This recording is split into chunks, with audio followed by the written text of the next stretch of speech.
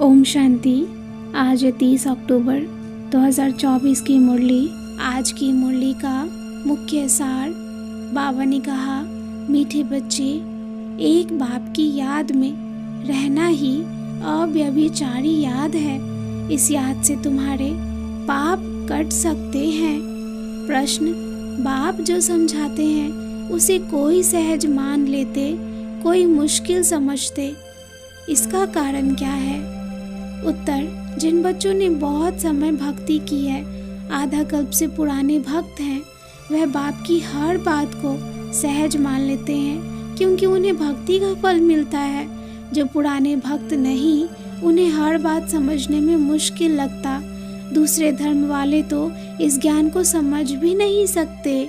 आज की मुरली का मुख्य पॉइंट्स, बाबा ने कहा, एक होती है व्यभिचारी याद और दूसरी तुम्हारी है अव्यभिचारी याद। एक बाप की अव्यभिचारी याद से तुम्हारे पाप कटते जाते हैं। वही सर्व को सद्गति देने वाला रचयिता बाप है। उनसे ही आत्माओं को बेहद का वर्षा मिलता है। भाई भाई से वर्षा नहीं मिल सकता। यह अनादि बना बनाया ड्रामा है, जिसमें सबको अपना अपना पार्ट मिला हुआ है। इस खेल को साक्षी हो देखना चाहिए। वैसे भी इस दुनिया से तुम्हें अब वापस जाना है। यहाँ जो भी मनुष्य मात्र हैं, सबका पार्ट अब पूरा हुआ। तुम अभी मरजीवा बने हो, अर्थात जीते जी बाप के बने हो। अगर कोई राम राज्य से निकल फिर रावण राज्य में चले जाते हैं तो समझो मर गए। यहाँ मरना अर्थात माया से हारना, अवस्था कम होना है। तुम अभी डबल अहिंसक बनते हो और योग बल से सारे विश्व की बादशाही ले लेते हो। मीठे मीठे लाडले बच्चों, मुझे याद करो तो इस योग अग्नि से तुम्हारी आत्मा के अंदर जो तमो प्रधानता की खाद पड़ी है वह निकल जाएगी और याद करते करते अंतमति सो गति हो जाएगी। अच्छा, मीठे मीठे सिखिलते बच्चों प्रति माता पिता बाप दादा का याद प्यार और गुड मॉर्निंग। रूहानी बाप की रूहानी बच्चों को नमस्ते। रूहानी बच्चों की रूहानी बाप को याद प्यार और नमस्ते। धारणा के लिए मुख्य सार, पहली पॉइंट, इस अनादि अविनाशी बने बनाए ड्रामा में हर एक के पार्ट को देही अभिमानी बन साक्षी होकर देखना है।